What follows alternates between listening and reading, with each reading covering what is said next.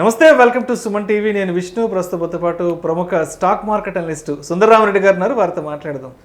Sir నమస్తే. Sir Sundararamareddy గారు. నమస్తే. సుందరరామరెడ్డి గారు, గత 2-3 రోజుల నుంచి మార్కెట్లో వాలటాలిటీ నడుస్తోంది. అయితే ఒకవైపు వాలటాలిటీ నడుస్తున్నా కూడా ఈ వాలటాలిటీని తట్టుకొని నిలబడగలిగే స్టాక్స్ ఇప్పుడున్న పరిస్థితులు ఏమన్నా ఉన్నాయంటారా? అటువంటివి ఏమన్నా ఉంటే ఇన్ఫర్మేషన్ కొరకు, ఎడ్యుకేషన్ పర్పస్ కొరకు మంచి వాల్యూ ఉన్న స్టాక్స్ ఏదైనా ఒక 2-3 గురించి మన ప్రేక్షకులకు తెలియజేయగలరు? డెఫినెట్గా అండి. బేసికల్గా లాస్ట్ 2-3 డేస్ నుంచి ఏ అయితే స్టాక్స్ పడకుండా అంటే టైం కరెక్షన్ అవుతూ ఉంటాయో అవన్నీ మంచి స్టాక్స్ కింద మనం కన్సిడర్ చేయొచ్చండి. అండ్ వాల్యూ పరంగా చెప్పాలంటే వోల్టాస్ ఏసీ ఎలక్ట్రానిక్స్, అవునండి, అది కొంచెం బాగుంది. 730 పైన ఉన్నంతకాలం టువర్డ్స్ 1000 కల్ ట్రావెల్ చేస్తుంది. అంటే పర్టికులర్ లాస్ట్ 3 డేస్ నుంచి అసలు అది షేక్ అవ్వలేదండి, కొద్దిగా కూడా షేక్ అవ్వలేదు. ఎందుకంటే అది ఆల్రెడీ 2018 ప్రైస్లో దొరుకుతుంది మనకి ఇప్పుడు. ఎందుకంటే రీసెంట్గా మార్జిన్స్ బాగా డౌన్ అని చెప్పేసి స్టాక్ బాగా డిస్కౌంట్కి వచ్చిందండి. అంటే 2018లో ఉన్న 800 ప్రైస్కి కరెంట్ మార్కెట్లో కూడా దొరుకుతుంది అది. ఓకే, అంటే ఆల్మోస్ట్ ఒక 5 years నాటి ప్రైస్ ఇప్పుడు అవైలబుల్ దొరుకుతుంది. అంటే అప్పట్లో దానికి 6000 crores టర్న్ ఓవర్, ఇప్పుడు 9000 crores సేల్స్ టర్న్ ఓవర్ ఉన్నా సరే మార్జిన్స్ డౌన్ అయిన ఒక రీజన్ తోటి దాన్ని పడగొట్టారనమాట. బట్ కరెంట్ ప్రైస్ దగ్గర అయితే సేఫ్టీలో చాలా ఎక్కువ ఉన్నాయి. సో మనం వాల్యూ బయింగ్ అనుకోవచ్చు. And chart pattern falling wedge అండి, బ్రేక్అవుట్ అయ్యి ముందుకు పోతుంది. అంటే first target 940 and second target 1000 rupees target తోటి షార్ట్ టర్మ్ ఉంచుకోవచ్చు. సో ఈ టైంలో ఏంటంటే ఆల్రెడీ పడిన స్టాక్స్లో పట్టడం తక్కువ అనమాట, రిస్క్ తగ్గిద్ది ఈ టైప్ మార్కెట్స్లో. సో కాబట్టి వోల్టాస్ని తీసుకోవచ్చు. రెండోది ఏంటంటే ఇండియాలో 21% మార్కెట్ షేర్ అండి వోల్టాస్కి. 21% market share and one of the leading brand Tata వాళ్ళది. అండ్ ప్రైస్ అది ఆల్రెడీ ఫండమెంటల్స్ కొంచెం షేక్ అయినాయి కాబట్టి ప్రైస్ కూడా షేక్ అయింది కాబట్టి మనం 5 years లో ప్రైస్కి దొరుకుతుంది. సో కరెంట్ ప్రైస్ దగ్గర దానికి సేఫ్టీ లెవెల్స్ బాగుంటాయి. సుందరరామరెడ్డి గారు, ఒక విషయం స్పష్టంగా చెప్పండి.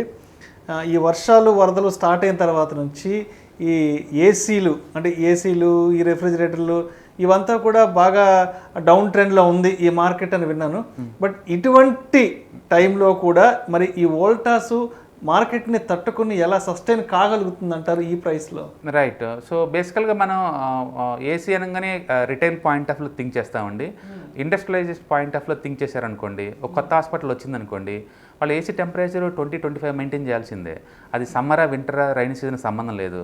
అందుకని వోల్టాస్ అంటే రిటైల్ వాడి ఫ్రిడ్జ్ ఒకటి అనుకోవడానికి వీలు లేదు. ఇండస్ట్రియలైజేషన్ బాగా వాడతారు సెంట్రల్ ఏసీలు.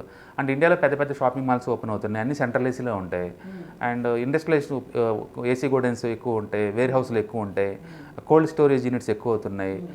అండ్ ఈ మధ్య 2025 నుంచి ట్రక్స్లో కూడా మ్యాండేటరీ అనమాట ఏసీ కావ్యాన్స్. అది కొత్త సెగ్మెంట్ ఒకటి డెవలప్ అవుతుంది ఆ ఏరియాలో. అండ్ మోర్ ఎవర్ ఇండియాలో 21% షేర్ ఉంది దీనికి ఏసీ మార్కెట్స్లో. మనం యూజువల్గా ఏమనుకుంటామంటే సమ్మర్ కాబట్టి ఏసీ సేల్స్ పెరుగుతున్నాయి కాబట్టి ఇమీడియట్గా స్టాక్ ప్రైస్ కూడా పెరిగిద్దాము కొరలెంట్గా అనుకుంటాం. స్టాక్ మార్కెట్లో అలాంటి కొరలేషన్ ఉండకపోవచ్చు అండి. అందుకని ఈ స్టాక్ అయితే మాత్రం సమ్మర్ అంతా పడుతూనే ఉంది. అండ్ ఇప్పుడు రైనీ సీజన్లో మాత్రం రైన్ లాగానే పెరుగుతుందండి ఇది కూడా.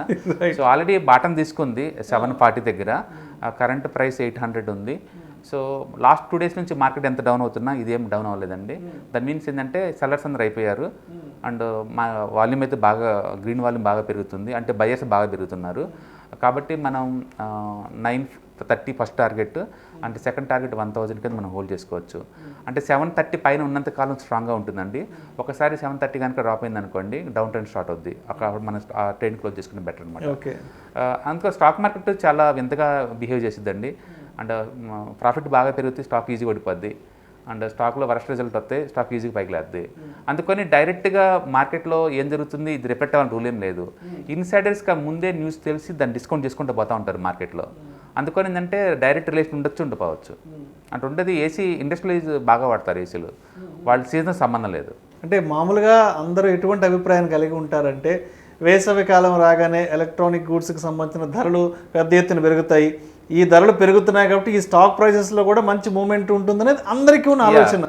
కొంతవరకు అది నిజం కూడా, బట్ అన్ని వేళ అది రిఫ్లెక్ట్ అవ్వదు. అదే ఎందుకంటే ఏసీ మ్యానుఫ్యాక్చరింగ్ 3 months ముందే అయిపోతాయి. మన దగ్గర షోరూమ్ చేసేసరికి గ్యాప్ ఉంటుంది, మినిమం 3-4 months పడుతుంది. అందుకని స్టాక్ మార్కెట్లో 2-3 months ముందే డిస్కౌంట్ అవుతూ ఉంటాయి న్యూస్ అన్నీ కూడా. కాబట్టి మేబీ ఫెస్టివల్ సీజన్ రెడీ అవుతుంది అనుకోవచ్చేమో. దసరా దివాళీ టైంకి రెడీ అవుతుంది, ఎందుకంటే ఆ టైంలో బోనస్లు ఎక్కువ ఇస్తారు కాబట్టి ఇలాంటి ఎలక్ట్రికల్ గూడ్స్ ఎక్కువ కొంటారు ఆ టైంలో. 2 వీలర్స్ కానీ 4 వీలర్స్ కానీ ఇవన్నీ కూడా. ఈ వినాయక చవితి, దసరా, దీపావళి అంటే ఇంకా బంపర్ ఆఫర్లు పెట్టేస్తారు. బహుశా ఆ న్యూస్ ఇన్బిల్ట్ అవుతున్నట్టుంది దీంట్లో. మొత్తానికి అయితే ఇన్స్టిట్యూషనల్ బయింగ్ జరుగుతుంది అండ్ స్టాక్ అయితే ముందుకు పోతుంది. అండ్ ఇక కరెంట్ ప్రైస్లో సేఫ్టీ లెవెల్స్ ఉన్నాయి. మార్కెట్ ఎంత పడ్డా ఇది 740 దాటి కింద బై చాలా తక్కువ, ఎందుకంటే ఆల్రెడీ 2018 ప్రైస్కి వచ్చింది కాబట్టి. ఈ మధ్యకాలంలో దాని ప్రాఫిట్ డౌన్ అయింది కాబట్టి అది డిస్కౌంట్కి వచ్చింది అనమాట, అది రీజన్. అండ్ రెండో స్టాక్ అంటే డెల్టా కార్ప్ అండి, గేమింగ్. ఈ మధ్యకాలంలో GST 28%, సో దాంతో ఒక్కసారిగా బాగా షేక్ అవుతుంది కౌంటర్ అండి. అండ్ ఇండియాలో లిస్ట్ అయిన గేమింగ్ కంపెనీస్ ఒకటి, నజారా టెక్నాలజీస్ ఒకటి, అండ్ డెల్టా కార్ప్ ఏంటంటే కాసినో గేమ్స్ ఎక్కువ కాబట్టి వాళ్ళు ఎక్కువ దానికి అట్రాక్ట్ చేస్తుంది అందరినీ. బట్ ఎంత అట్రాక్ట్ చేసినా బిజినెస్ మోడల్ ఎక్సలెంట్ అండి వాళ్ళది. అండ్ మొన్న రిజల్ట్స్ వచ్చినాయి, మొన్న క్వార్టర్లీ రిజల్ట్స్ జూలై 27న. And biggest highest for ever revenue plus margin జరిగిందండి. అంటే బ్యాలెన్స్ షీట్ చాలా స్ట్రాంగ్గా అవుతుంది. అండ్ ప్రస్తుతానికి ట్యాక్స్ ఇష్యూస్ ఉన్నా సరే 28% ట్యాక్స్ అనేది మామూలు విషయం అండి. సిన్ బిజినెస్లో అది మామూలు విషయమే. ఆల్కహాల్ కానీ లేకపోతే కాసినో అండ్ స్మోకింగ్ ఇలాంటి వాటిలో హై ఎండ్ ట్యాక్సెస్ అనేది మామూలే, ప్రపంచవ్యాప్తంగా అది ఉంది. అందుకని ఇండియాలో కూడా 28% ట్యాక్స్లు అనగానే మనం ఏదో వాల్సిన అవసరం లేదు. బిజినెస్ మోడల్ స్ట్రాంగ్గా ఉంది అంటే మనం ఇలాంటి ఇష్యూస్ అప్పుడు పడ్డప్పుడు తీసుకోవచ్చు అండి. అంటే కరెంట్ ప్రైస్ 187, అది ఆల్మోస్ట్ 270 నుంచి డ్రాప్ అయిందండి. అది కాబట్టి కరెంట్ ప్రైస్ దగ్గర దాని సేఫ్టీ లెవెల్స్ ఎక్కువ ఉంది. ఇక పడ్డా మహా ఇంకా 5%, 10% అంతా ఎక్కువ డ్రాప్ అవ్వదు. ఇక్కడ నుంచి పెరిగే ఛాన్స్ ఎక్కువ ఉంటుంది. కాబట్టి 28% tax alone can't influence the business models. Business model స్ట్రాంగ్గా ఉందంటే ఈ ట్యాక్స్ అన్నింటినీ కస్టమర్ మీద పాస్ చేస్తారు. రెండోది, ఎప్పుడైనా కాసినోకి ఎవరైనా కస్టమర్స్ వచ్చారంటే ఎంటర్టైన్మెంట్ కోసం వస్తారండి, డబ్బులు సంపాదించాలన్న యావతో ఎవరు వెళ్ళరు. ఇట్స్ ఫన్ అంతే. ఆ ఫన్ వాటికి ఎంత ఛార్జెస్ అని తీసుకోవచ్చు. అండ్ మీరు కనుక ఆల్కహాల్లో తీసుకుంటే ఆల్మోస్ట్ 70 to 90% ఉన్నాయి ట్యాక్సెస్. ఎవరైనా మానేస్తున్నారా? అదేం లేదు. అలాగే తుబాకు మీద ట్యాక్సెస్లు ఉన్నాయి, పెట్రోల్ మీద 120% ట్యాక్స్లు ఉన్నాయి, ఎవరైనా మానేస్తున్నారా? అందుకని ట్యాక్స్లు చూసి పబ్లిక్ దూరం అవుతారని అనుకోను. బిజినెస్ మోడల్ స్ట్రాంగ్గా ఉందంటే ఆటోమేటిక్గా ఇన్వెస్టర్లు బై చేస్తారు. అండ్ డెల్టా కార్ప్లో ఈ మధ్యకాలంలో వివత్స షాపింగ్ చేస్తున్నారు ఇన్స్టిట్యూషన్స్ కూడా. కాబట్టి కరెంట్ ప్రైస్ 187 అనేది ఈ బ్యాడ్ న్యూస్లో ఎవరైనా కొనాలి అనుకున్నప్పుడు కొనుక్కోవచ్చు, ఎందుకంటే ఆల్రెడీ పడిపడి ఉంది కాబట్టి. డౌన్ సైడ్ రిస్క్ ఇంకా 5 to 10% కన్నా ఎక్కువ ఉండదండి. బట్ అప్ సైడ్ మాత్రం ఈజీగా 50% ఎక్స్పెక్ట్ చేయొచ్చు.